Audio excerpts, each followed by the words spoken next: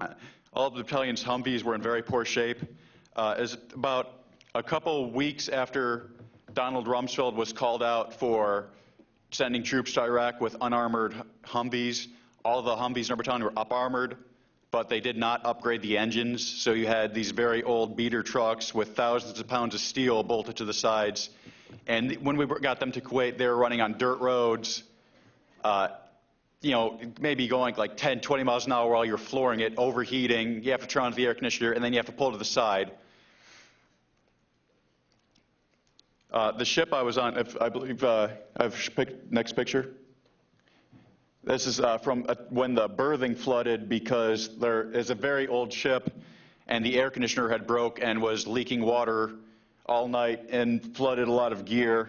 I had to clean up that mess with a towel and a bucket all by myself because no one would help me. The ship would repeatedly break down and would have to go back to the last port, and we'd have to play catch up with the rest of the fleet. Allegedly, because of all the deficiencies were so widespread, my special operations capable unit was used as the theater reserve, while Army National Guardians we came in contact with in Kuwait were being sent north into Iraq. During the deployment shortly after, my unit lost dozens of Marines for failing random drug tests, over half a dozen from my platoon alone. More months after deployment, I developed chronic depression. After everything had a chance to sink in, I was just destroyed emotionally. One day I started crying for hours for no reason. It took my unit months to address my request to seek psychological help, thus my depression worsened. I had multiple NCOs and staff NCOs yelling at me for having depression, just people with the IQ of automated voice machines that if you require an ass chewing, press 1. If you know someone else who needs an ass chewing, press 2. If you require some sort of empathy or understanding, please hang up and grow a ball sack.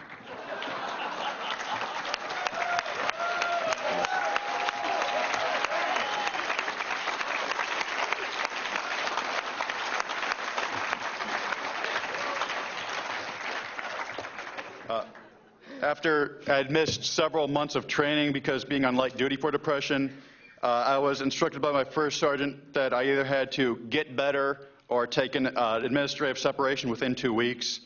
And he refused to transfer me to another occupation even after I'd caught him lying to me multiple times, claiming that there was no place to send me to when the battalion mail clerk was open and I had volunteered for it.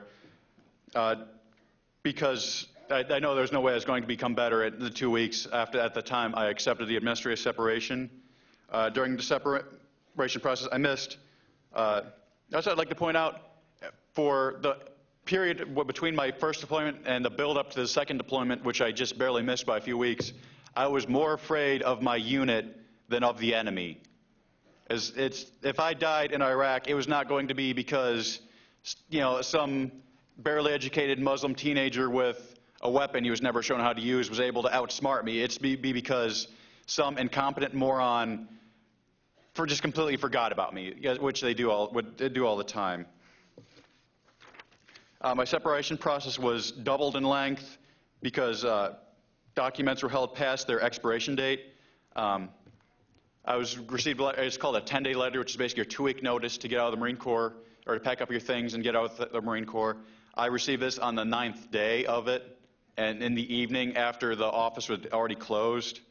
I was then had to wait another week to get an extension letter, but that extension was from the battalion commander and not the regimental commander, so I needed to wait for another extension from him.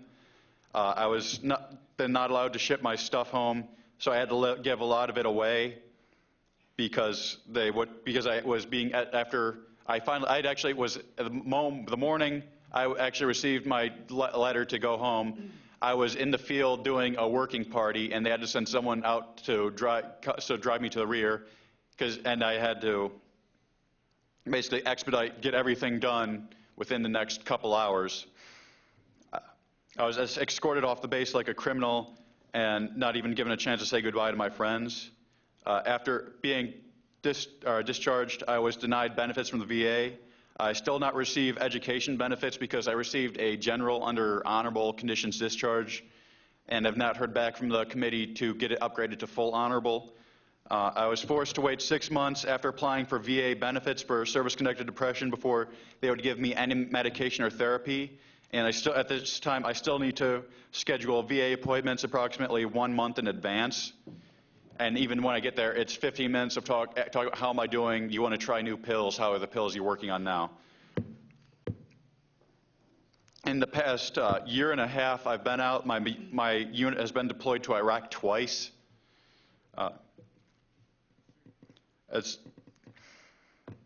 something in the news when they talk about supporting the troops. Somehow they think the worst thing you can do to a serviceman is to say something that might hurt their feelings. And it's like if John Kerry and Rosie O'Donnell had a YouTube debate on whether the troops had committed 9/11 or if they're too stupid, Fox News would be running it 24 hours. But the real things that, the top 3 things that are very completely counterproductive supporting troops: extending deployments, involuntary extensions, and denying them benefits after they get out. Thank you. Okay. Okay, after.